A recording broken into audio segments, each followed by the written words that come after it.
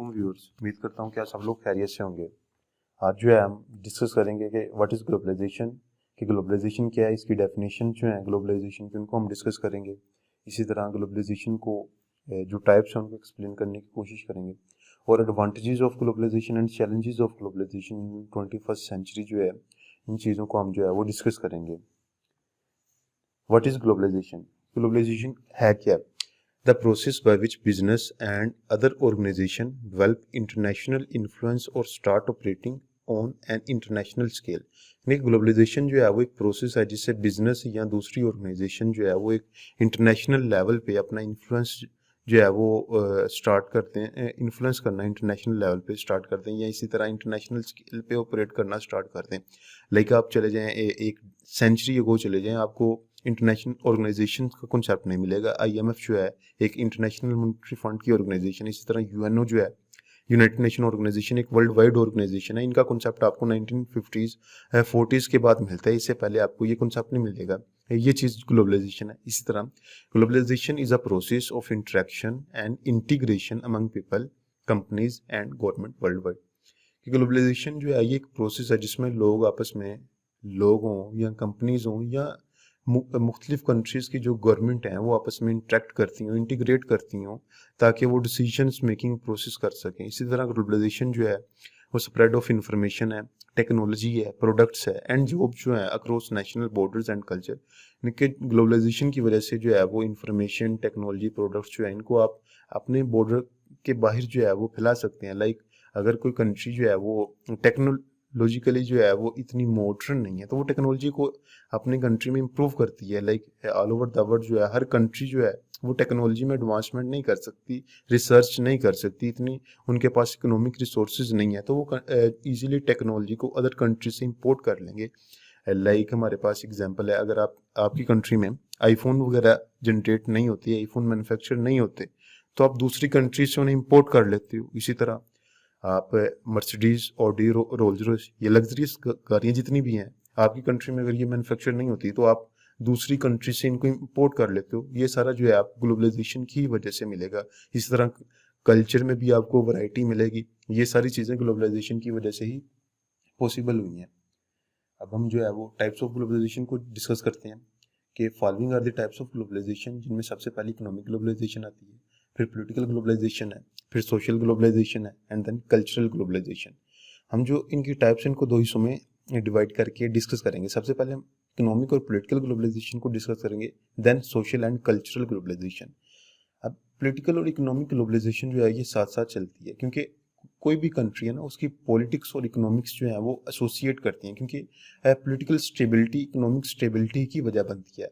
अब किसी भी एक कंट्री का पॉलिटिकल डिसीजन किसी दूसरी कंट्री के पॉलिटिकल और इकोनॉमिक डिसीजंस को इन्फ्लुएंस करता है, इम्पैक्ट करता है। लाइक आपको इसकी रिसेंट सिनेरियो में एग्जांपल दें, रशिया ने यूक्रेन पे इन्वेड किया है, तो किसी एक कंट्री रशिया का अपना एक पॉलिटिकल डिसीजन था, उसके अपने पॉलिटिकल इंटरेस्ट थे ताकि वो लुहांस और डोनेट्स्क रीजन जो है उसको इन्वेड कर सके। वहाँ की एथनिसिटी जो है वो मोस्टली रशियन है, तो उनको जो है वो रशिया के साथ जो है वो मिला सके।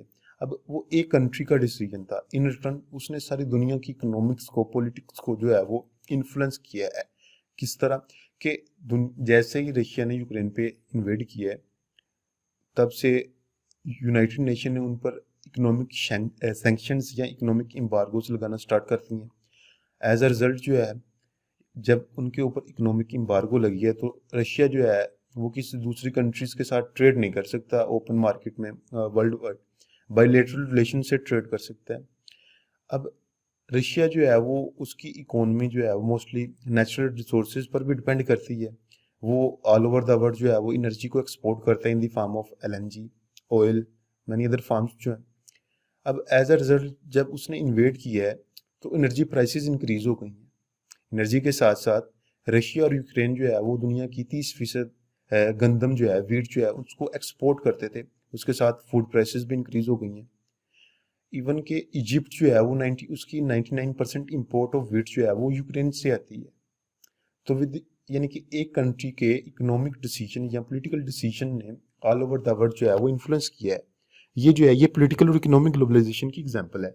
इसी तरह कोई एक कंट्री इकोनॉमिक डिसीजन लेती है ताकि वो अपनी इकोनॉमिक्स को मजबूत कर सके, लाइक मिडिल ईस्ट की एग्जांपल ले लें, मिडिल ईस्ट में कोई भी कंट्रीज है लाइक ओपेक में डिसाइड करती है कि जी वो पेट्रोलियम प्राइसेस जो है वो इंक्रीज करेगी, पेट्रोलियम प्राइसेस इंक्रीज करेगी। अब पेट्रोलियम प्राइसेस के इंक्रीज होने से क्या होगा, वो कहेंगे जी कि हमने अपनी इकोनॉमिक्स जो है वो अपनी कंट्री की इकोनॉमिक्स को मजबूत करना है, स्ट्रेंथन करना है। एज अ रिजल्ट जब प्राइस इंक्रीज होगी तो पूरी दुनिया में एनर्जी की प्राइसेस इंक्रीज होंगी। क्योंकि हम जानते हैं वर्ल्ड जो है वो मोस्टली इंडस्ट्रियलाइज्ड वर्ल्ड है, तो इंडस्ट्री जो है उसको चलाने के लिए हमें एनर्जी की ज़रूरत है। जब एनर्जी महंगी होगी, एनर्जी सेक्टर महंगा होगा, तो इन रिटर्न जो है जो प्रोडक्शन है उसकी प्राइस इंक्रीज होगी। प्राइस के इंक्रीज होने से ऑटोमेटिकली महंगाई बढ़ जाएगी। यानी कि किसी एक कंट्री का इकोनॉमिक जो है वो decision all over the world इस तरह इन्फ्लुएंस कर रहा है। अब उस कंट्री की जब इकोनॉमिक्स स्टेबिलिटी नहीं होगी तो पॉलिटिकल स्टेबिलिटी नहीं रहेगी, क्योंकि कोई भी कंट्री अगर वो इकोनॉमिकली स्टेबल है तो पॉलिटिकली स्टेबल है। लाइक आपको इसकी एग्जांपल दे देते हैं, पाकिस्तान में कभी भी इकोनॉमिक स्टेबिलिटी नहीं रही। एज अ रिजल्ट आपको पाकिस्तान में कभी भी कोई गवर्नमेंट जो है वो पॉलिटिकली स्टेबल दिखाई नहीं देगी। पाकिस्तान में जब भी डेमोक्रेटिकली गवर्नमेंट आती है तो उनको फॉरेन लोन्स की ज़रूरत पड़ती है, फॉरेन एड्स की ज़रूरत पड़ती है। वो IMF से लोन लेते हैं, वर्ल्ड बैंक से, या अपने फॉरेन रिलेशंस जिनके साथ हैं उनसे लोन लेते हैं ताकि वो अपनी जो है स्टेट को रन कर सके। ये सारी चीज़ें जो है ये आपकी इकोनॉमिक और पॉलिटिकल ग्लोबलाइजेशन में आती हैं, यानी कि किस तरह दुनिया जो है वो इंटरडिपेंडेंट है ऑल ओवर द वर्ल्ड। इसी तरह आपको एक सिंपल एग्जांपल देते हैं BRI की, बेल्ट एंड रोड इनिशिएटिव जो है चाइना की इनिशिएटिव है। अब ये जो है चाइना ने ऑल ओवर द वर्ल्ड जो है वो एक रोड मैप तश्कील दिया है कि जी कि वो दुनिया को कनेक्ट करेंगे थ्रू अ पाथवे रोड के जरिए। अब उसकी एक एग्जांपल है CPEC, China Pakistan economic corridor. अब ये चाइना का पॉलिटिकल डिसीजन है कि जी उन्होंने पूरी दुनिया को जी रोड के थ्रू कनेक्ट करना है। अब एज अ रिजल्ट ये जो है पाकिस्तान पर इसका इन्फ्लुएंस इस तरह के पाकिस्तान जो इम्प्लीकेशन है उनको फॉलो करेगा, यानी कि वो चाइना जैसे कहेगा वैसे वो रोड के लिए अगर वो CPEC एग्री करता है, साइन करता है, या अदर कंट्रीज जिनमें BRI का प्रोजेक्ट स्टार्ट होता है तो वो जैसा चाइना कहेंगे वैसे उनको एक्सेप्ट करना पड़ेगा। एज अ रिजल्ट उनको बहुत सारे इकोनॉमिक बेनिफिट्स भी मिलेंगे। लाइक अगर CPEC कंप्लीट होता है तो पाकिस्तान को इकोनॉमिकली बहुत ज़्यादा बेनिफिशियल है। लाइक यहाँ पे एनर्जी सेक्टर जो है वो इम्प्रूव होगा, जो प्रोडक्शन ज़्यादा होगी तो इकोनॉमी जो है वो ग्रो करेगी। इसी तरह सोशल एंड कल्चरल ग्लोबलाइजेशन जो है वो आपस में अटैच्ड है, इंटरलिंक्ड है। अगर लाइक आप 1-2 डेकेड अगो पीछे चले जाएं, लाइक आप 2000 में चले जाएं, आपको इतनी पैंट शर्ट सोसाइटी में आम दिखाई नहीं देगी, इतने ट्राउजर शर्ट जो है वो सोसाइटी में आम नहीं दिखाई देंगे। यानी कि आप कल्चरली जो है सोशली एडवांस्ड हो रहे हैं with the passage of time.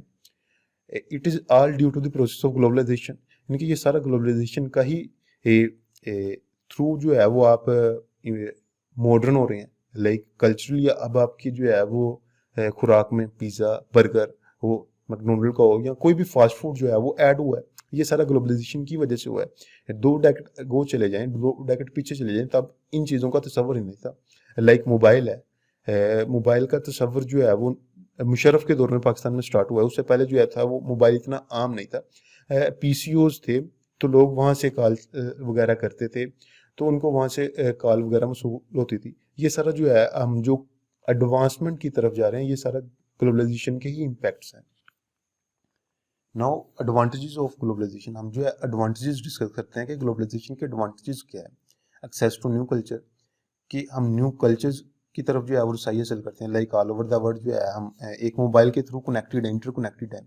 हमें ये पता हो रहा है कि यूरोप का कल्चर ऐसा है, चाइना का कल्चर ऐसा है, इंडिया का कल्चर ऐसा है, ईरान में क्या चल रहा है। तो हमें ऑल ओवर द वर्ल्ड जो कल्चर्स हैं उनकी तरफ हमारी एक्सेस जो है वो पॉसिबल होती है। इस तरह मोर ओपन टॉलरेंट है, spread of information and technology है। ऑलरेडी मैंशन लाइक के हमारे पास इंफॉर्मेशन और टेक्नोलॉजी अगर नहीं है, हम इतना टेक्नोलॉजिकली एडवांस नहीं है, तो हम उस टेक्नोलॉजी को अपनी कंट्री में इंपोर्ट कर लेते हैं। यानी कि हर कंट्री जो है वो टेक्नोलॉजिकली अपनी लाइक आपको इसकी एग्जांपल देते हैं कि ताइवान जो है वो बिगेस्ट एक्सपोर्टर है चिप्स का। अब हर कंट्री जो है वो सेमीकंडक्टर और चिप्स वगैरह मैन्युफैक्चर नहीं करते, तो वो अदर कंट्री से इनको इंपोर्ट कर लेते हैं। ये टेक्नोलॉजी की एग्जांपल है। इसी तरह एक्सेस टू न्यू मार्केट, यानी कि आपको न्यू मार्केट की तरफ रसाई हासिल होती है। लाइक चाइना जो है वो बिगेस्ट इकोनॉमी है वर्ल्ड की, तो उसके लिए ऑल ओवर द वर्ल्ड जो है ये एक मार्केट है ताकि वो अपना प्रोडक्ट्स जो हैं जो मैन्युफैक्चर कर रहा है उनको बेच सके। यानी कि आप अगर आपके पास कोई प्रोडक्ट है, आपकी कंट्री के पास कोई प्रोडक्ट है, वो किसी एक कंट्री में सेल नहीं होता, वो दूसरी कंट्री में चला जाए। ग्लोबलाइजेशन का आपको ये फायदा है कि पूरी दुनिया में आप जो है वो ट्रेड कर सकते हैं। इसी तरह access to products of different state, अब डिफरेंट स्टेट के प्रोडक्ट को जो है वो सही पॉसिबल है। लाइक आपको चाइना का अगर कोई प्रोडक्ट अच्छा नहीं लगा, कोई ब्रांड अच्छा नहीं लगा, चाहे वो परफ्यूम हो या मोबाइल हो, तो आप रशिया का जो है वो परचेज कर लें, अमेरिका का ब्रांड जो है वो परचेज कर लें, यूके का ब्रांड परचेज कर लें। आपके पास वैरायटी ऑफ ऑप्शंस जो अवेलेबल है वो सारे ग्लोबलाइजेशन की वजह से ही है। इस तरह share of financial interest, labours can improve their skill, इनके लेबर जो है वो अपनी स्किल्स को इम्प्रूव कर सकते हैं। इस तरह अपॉर्चुनिटी ऑफ एम्प्लॉयमेंट, कि जो आपको एम्प्लॉयमेंट की जो है अपॉर्चुनिटी वो मिलती है। लाइक अगर आपको अपनी कंट्री में अपॉर्चुनिटी नहीं मिल रही, एम्प्लॉयमेंट जॉब वगैरह नहीं मिल रही, तो आप दूसरी कंट्रीज में मूव करते हैं ताकि वहाँ आपको जॉब मिल सके, ताकि आप अपनी लाइफ को सेटल कर सकें। ये सारा ग्लोबलाइजेशन की वजह से पॉसिबल। इसी तरह शेयर ऑफ फाइनेंशियल इंटरेस्ट जो है, ये सारे एडवांटेजेस हैं ग्लोबलाइजेशन के। अब चैलेंजेस ऑफ ग्लोबलाइजेशन जो है, यानी कि ग्लोबलाइजेशन को चैलेंजेस क्या है इन 21st सेंचुरी। सबसे पहले आ जाते हैं एक्सप्लॉयटेशन। एक्सप्लॉयटेशन में ये चीज़ है कि इसमें जो मोस्टली लेबर्स को एक्सप्लॉयट किया जाता है। लाइक आपको इसकी एग्जांपल देते हैं कि अगर अमेरिका अपना कोई भी अदारा है, इंस्टीट्यूट है, वो किसी अदर कंट्री में शिफ्ट करता है। लाइक कॉल सेंटर्स की जॉब है, ये call centres mostly foreign countries के जो हैं वो किसी अदर कंट्रीज में रन कर रहे होते हैं। तो इससे एक्सप्लॉयटेशन कैसे पॉसिबल है? होवर हमको जॉब मिल रही होती है, पे मिल रही होती है। एक्सप्लॉयटेशन इस तरह के, अब अमेरिकी करेंसी जो है वो पाकिस्तानी करेंसी से हैवी है। लाइक पाकिस्तानी ₹1 जो है वो, सॉरी, अमेरिकन $1 जो है वो पाकिस्तानी 226 रुपीज़ के बराबर है। तो जब वो शिफ्ट यहाँ करेंगे ना अपनी फ्रेंचाइज को या कॉल सेंटर को, तो इन रिटर्न उन्हें पे कम देनी पड़ेगी। उन्हें होम फैसिलिटीज़ जो है, होम अलाउंसेस नहीं देने पड़ेंगे, मेडिकल अलाउंसेस जो है उनको नहीं देने पड़ेंगे। उन्हें सिंपल सी बेसिक पे जो है वो पे करेंगे। लाइक पाकिस्तान में अगर कोई कॉल सेंटर में जॉब कर रहा है तो उसको मैक्सिमम 20-30 इवन 40,000 रुपये पे मिलेगी, जो कि अमेरिकन डॉलर्स में $40-50 होंगे मैक्सिमम, इवन $100 भी होंगे। अगर यही जॉब अगर कोई अमेरिका में करे तो वहाँ इन्हें मेडिकल की फैसिलिटीज़ प्रोवाइड करना होगी, इन्हें होम अलाउंस प्रोवाइड करने होंगे, ट्रांसपोर्ट अलाउंसेज एंड अदर है जो अलाउंसेज होती हैं जॉब में, वो उन्हें प्रोवाइड करके ऑलमोस्ट 10-12,000 पे जो है वो एटलीस्ट प्रोवाइड करना होगी। तो इस तरह से लोगों को एक्सप्लॉइट किया जाता है। ये जो है चैलेंजेस है। इसी तरह इमिग्रेशन के चैलेंजेस है, लोकलाइज्ड जॉब लॉस है, हाई लिविंग कॉस्ट है। अब जब एक कंट्री में जॉब किसी को नहीं मिलेगी, वो दूसरी कंट्री मूव करेगा। जैसे ही वो दूसरी कंट्री मूव करेगा, वहाँ उसे जॉब जो होगी उसको वो ग्रैब करेगा। इन रिटर्न है दूसरी कंट्रीज में जो उनके नेशनल हैं उनको जॉब नहीं मिलेगी, जॉब लॉस होगा वहाँ पे उनके लोकल कम्युनिटी के लिए, क्योंकि यहाँ पे कंपटीशन जो है वो फिर बढ़ जाएगा। तो फिर जो कंपटीशन है उसमें जो सबसे ज़्यादा बेहतर होगा उसको जॉब मिल जाएगी। अगर कोई बाहर से आया है, लाइक ओवरसीज है, तो उसकी जो जॉब्स के चांसेस हैं, अगर वो ज़्यादा कॉम्पिटिटिव है, उनकी स्किल्स इंप्रूव्ड हैं, तो उसको जॉब जो है वो इजीली मिल जाएगी। इसी तरह है हाई कॉस्ट ऑफ लिविंग है। अगर कोई पाकिस्तान से अमेरिका रहने के लिए जाता है तो पाकिस्तान के 200-250 रुपये जो है वो उनकी ₹1 के बराबर है। उनको वहाँ रहने की कॉस्ट जो है वो बहुत ज़्यादा पड़ेगी। ये सारे चैलेंजेस हैं ग्लोबलाइजेशन के। There are other challenges which will discuss later, क्योंकि अगर हम सभी चैलेंजेस को एक वीडियो में डिस्कस करेंगे तो ये तकरीबन कम से कम आधा पौना घंटा तो हमें लग ही जाएगा अकेले चैलेंजेस को डिस्कस करते हुए। अब हिस्ट्री जो है ग्लोबलाइजेशन की जो है इसको थोड़ा सा डिस्कस कर लेते हैं कि ग्लोबलाइजेशन स्टार्ट कब से हुई थी। होएवर जो है स्टार्ट से ट्रेड वगैरह जो है वो दुनिया के मुल्कों में आपस में होती रही है। हिस्ट्री ऑफ ग्लोबलाइजेशन, इसमें हिस्ट्री जो है इसको ग्लोबलाइजेशन के प्रोसीजर को 3 हिस्सों में डिवाइड किया गया है। सबसे पहले इसकी आती है फर्स्ट वेव ऑफ ग्लोबलाइजेशन, फिर सेकंड वेव ऑफ ग्लोबलाइजेशन, फिर थर्ड वेव ऑफ ग्लोबलाइजेशन आती है।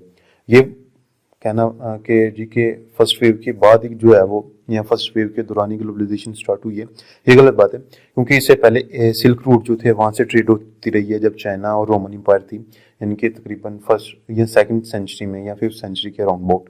तो जो इसकी फर्स्ट वेव है ग्लोबलाइजेशन की वो तकरीबन 18th सेंचुरी के लास्ट में स्टार्ट हुई थी, जब इंडस्ट्रियल रेवोल्यूशन जो था वो स्टार्ट हुआ था।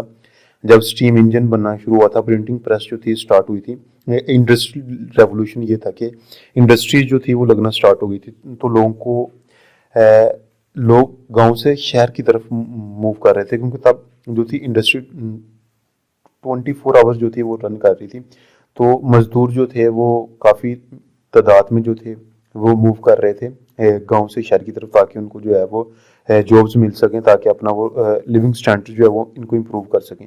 तो इंडस्ट्रियल रेवोल्यूशन की जो बेस है स्टार्ट जो है ये यूके से हुआ था, और तब जो था वो UK as a British empire जो थी वो बन चुकी थी, और दुनिया की मजबूत तरीन इकोनमी यूके की थी।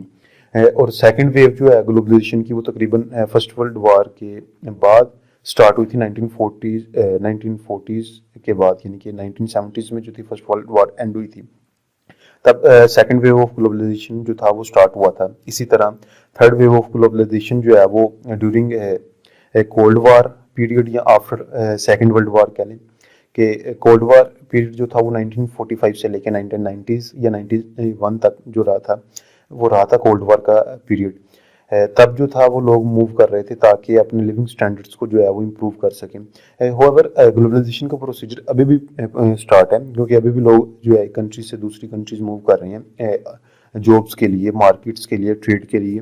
जो ग्लोबलाइजेशन जो है इसके advantages as well as disadvantage जो है वो हैं, इनके कोई भी फ़ायदा है तो उसका नुकसान भी ग्लोबलाइजेशन का जो है वो साथ साथ है।